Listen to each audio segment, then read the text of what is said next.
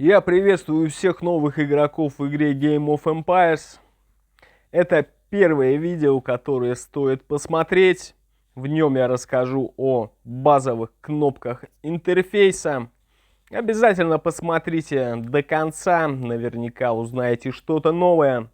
Обязательно поставьте лайк, ваши лайки мотивируют меня для создания новых обучающих видео. Ну и если есть вопросы, напишите в комментариях. Все комментарии я читаю и на вопросы ваши отвечаю. Сейчас мы видим обучение, на котором нам самостоятельно не разрешается что-то делать, только нажимать на подсказки. Ну и после обучения займемся изучением этой потрясающей, великолепной игры. Итак, после прохождения обучения мы видим данную картинку. Начнем разбираться с левого верхнего угла, где вы видите свою аватарку. Нажмем на нее и перейдем вот в такое окно. Слева сверху есть кнопка «Назад» для того, чтобы вернуться. Под этой кнопкой расположен ваш аватар. Его мы можем поменять в любое время бесплатно. В том числе загрузите какую-то свою аватарку. Давайте сразу поменяем. Справа от вашей аватарки находится ваш ник.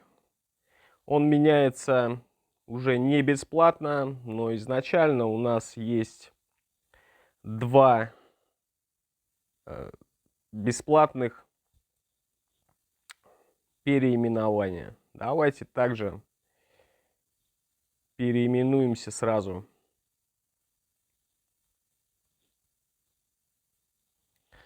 Все, мы переименовались. Под нашим ником находится наш ID. Он вам может пригодиться, например, при прохождении различных опросов, а также для восстановления вашей учетной записи, если она была утеряна.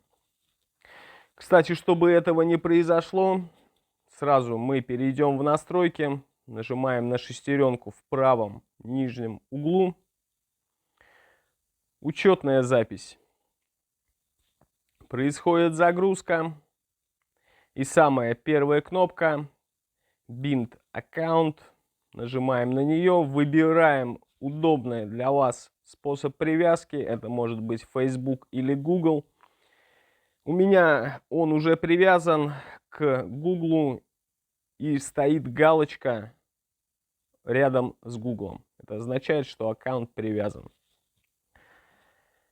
Все обязательно привяжите свои учетные записи, чтобы не потерять. Вы также сможете переходить на эту учетную запись с других устройств.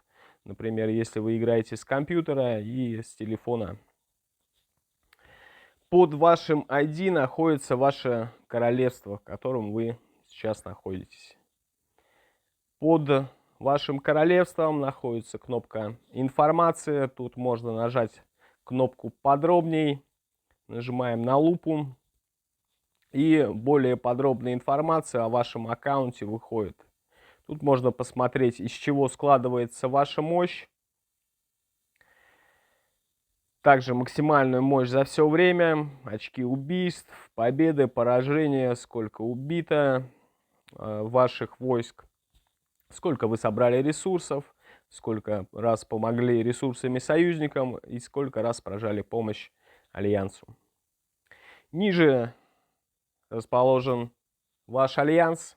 Я не состою в альянсе, поэтому у меня здесь написано, что альянса нет. Благосостояние — это строчка ниже. Благосостояние повышается за счет строений и технологий. Мощь, как мы уже посмотрели, мощь складывается вот из этих параметров. Можете посмотреть подробнее. Очки убийства — это сколько врагов мы убили. Это именно очки убийства, а не количество, потому что они складываются из ваших убийств, и каждый убитый вами юнит оценивается в разное количество очков. Чем выше уровень юнита, которого вы убили, тем больше очков вы получите.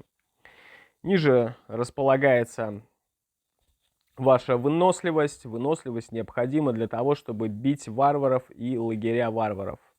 Мы можем выносливость восстановить, а также можно посмотреть, за какое время восстановится полностью ваша выносливость. У меня линия полная, поэтому выносливость полностью восстановлена.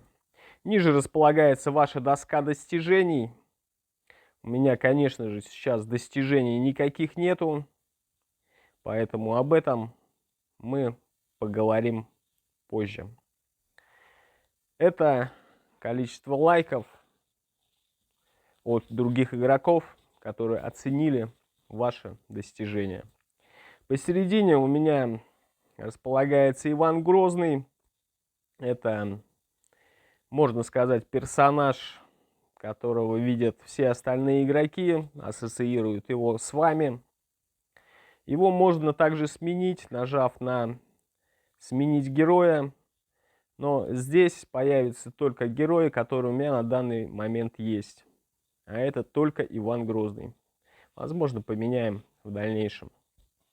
Справа располагается ваше снаряжение. Естественно, у меня все сейчас заблокировано, кроме одной вкладки. Также маунты и тактики, которые откроются в дальнейшем. Переходим в правый нижний угол. Крайняя левая кнопка «Сменить цивилизацию».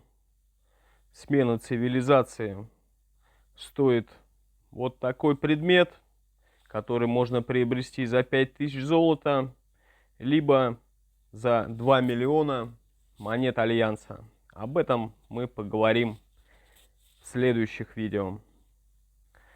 Вторая кнопка слева «Помощник». Здесь можно почитать полезную информацию, посмотреть видео, обучающие по игре, а также задать вопрос модераторам. Ни разу не пользовался пока что этой функцией. Напишите в комментариях, кто пользовался, ваши отзывы, понравилась вам или нет их помощь. Посередине располагается кнопка «Рейтинг». Это рейтинг вашего королевства. Мощь альянса, сколько каждый альянс захватил деревень, личная мощь игроков и их благосостояние, сколько каждый игрок собрал ресурсов,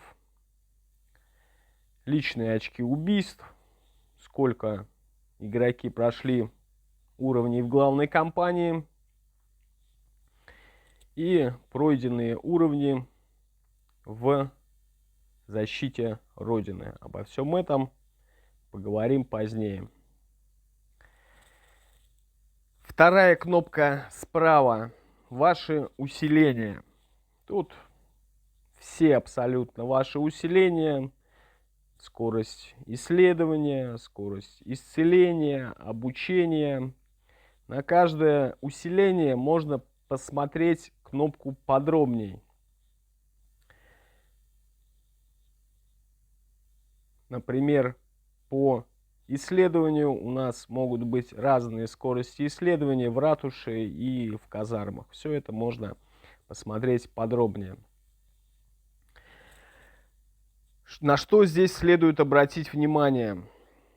Самое главное, обращайте внимание здесь, сколько у вас имеется защищенных ресурсов. Защищенные ресурсы — это ресурсы, которые у вас не смогут ограбить ни при каких обстоятельствах. То есть даже если ваш город сожжен, вот эти ресурсы, они останутся у вас. Постарайтесь не превышать лимит защищенных ресурсов, просто тратьте все на ускорениях. Если вы активно играете, ускорений у вас должно быть очень много. Ну и последняя вкладка шестеренка, в которой мы уже были. Здесь мы можем настроить наши уведомления.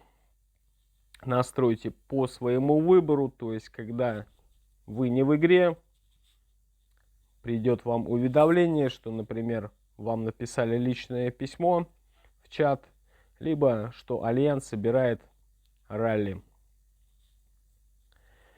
В общих настройках мы можем настроить качество графики, музыку, ну и другие параметры. Посмотрите, тоже подстройтесь под себя. В персонажах мы сможем сменить наши персонажи, которые привязаны к нашей учетной записи. В одном королевстве могут быть 2 персонажа. В учетной записи мы уже были, здесь привязывается аккаунт и меняется также аккаунт.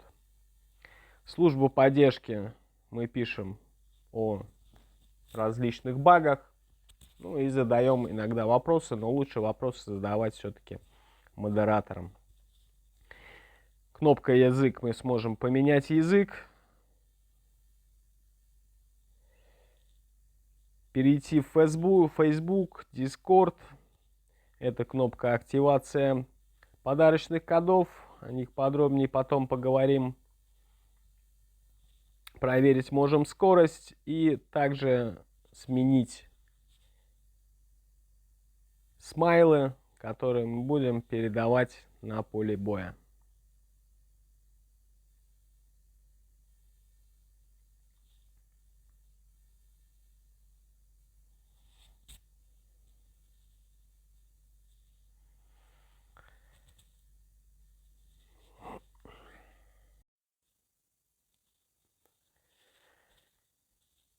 Итак, что мы видим здесь? Рядом с нашей аватаркой располагается наша мощь, которую мы уже видели. Под нашей мощью есть 3 кнопки. Первая кнопка — это кнопочка VIP. Здесь мы можем посмотреть свой VIP статус. Сразу, конечно же, заберем сундуки, которые нам полагаются за наш VIP статус. Заберем награду, которая нам полагается за ежедневное посещение.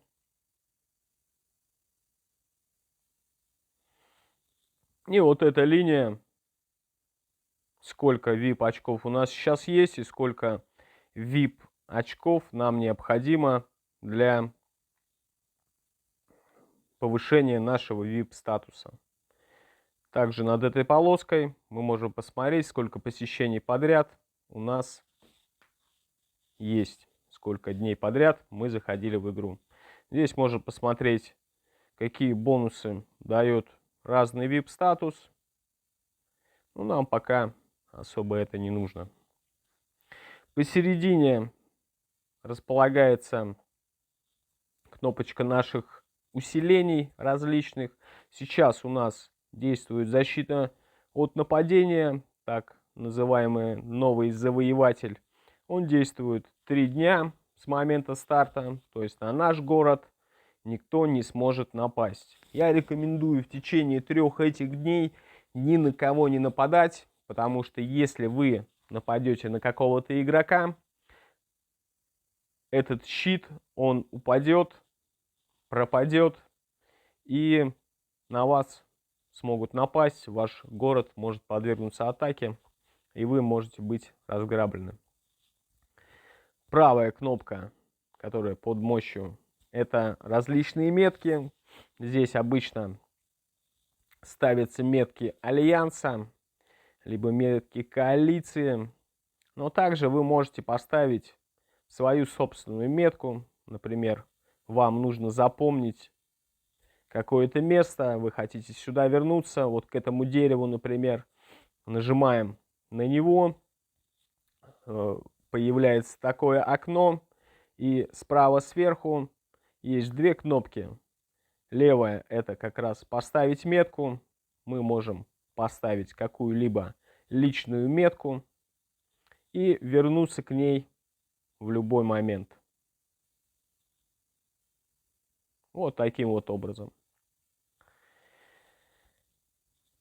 Сразу поговорим об этом окне. Правая кнопка — это уже поделиться с кем-либо. Вы можете поделиться в чате этим местоположением. Но сейчас я не могу, конечно, писать в чат. Мне необходим бронзовый век. Но вы можете попробовать поделиться каким-то местоположением. Ниже под вашей аватаркой мощью и этими кнопками располагается кнопка «Исследование». Если мы нажмем на нее, нам игра предложит что-либо исследовать. Если мы начнем исследование, тут будет показываться, сколько времени до окончания исследования у вас есть. Мы можем также открыть вторую очередь исследования, если немного заплатим игре. Ниже под исследованиями располагаются ваши крестьяне. Я вам рекомендую, чтобы ваши крестьяне никогда не простаивали. И мы сейчас направим их что-нибудь делать. Можно сделать это, кстати, двумя способами. Первый я уже показал. Просто берете крестьянина и направляете на дерево, либо на пищу, либо еще куда-нибудь, что вы хотите, чтобы они делали. Можно что-нибудь построить, но строить нам пока что нечего, поэтому пусть крестьяне что-нибудь у нас добывают. Нажмем просто на дерево, нажимаем «Срубить», выбираем всех, кто ожидает наших указаний, и нажимаем «Отправить». Итак, перейдем в левый нижний угол. Здесь располагается кнопка «Дом», то есть когда мы где-нибудь находимся не дома, мы можем нажать на нее и вернуться в свой город. Справа от кнопки «Дом» располагается кнопка чата. Здесь есть чат нашего королевства, есть чат с вашим языком, чат альянса и личные сообщения. Выше над кнопочкой «Дом» располагаются базовые задания, которые я вам рекомендую сразу начать проходить.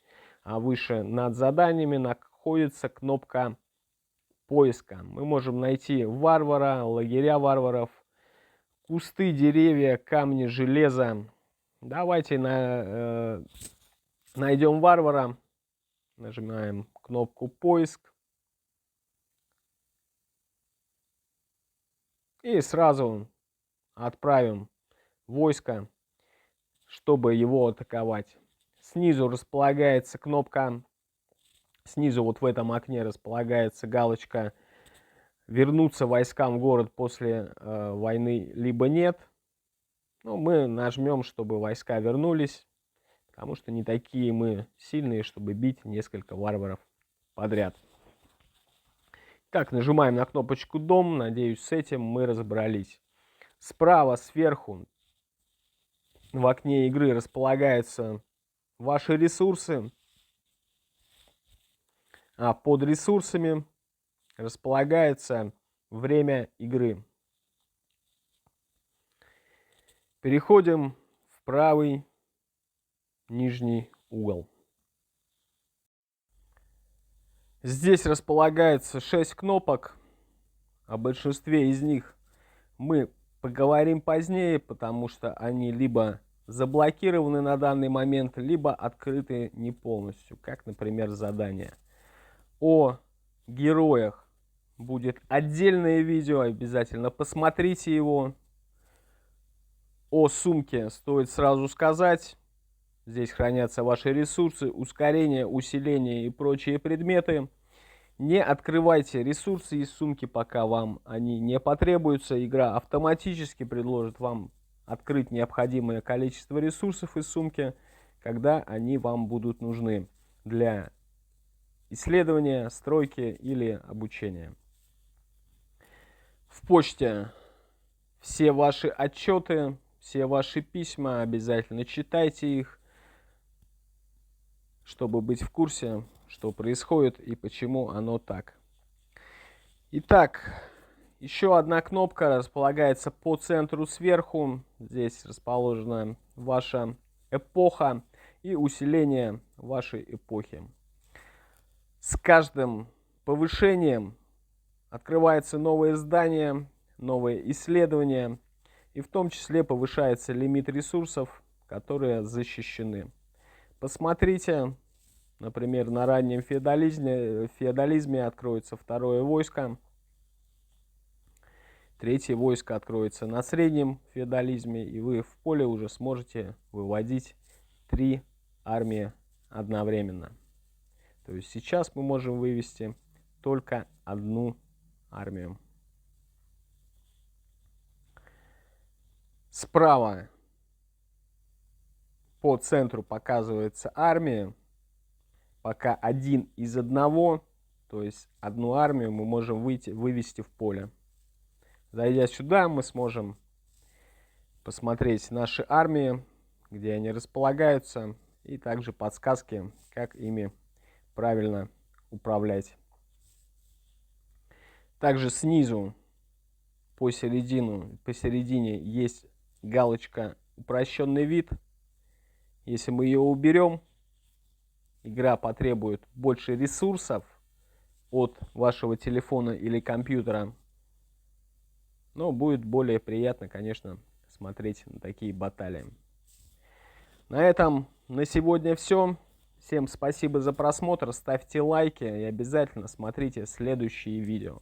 Если есть какие-то вопросы, оставляйте их в комментариях, я всем отвечаю.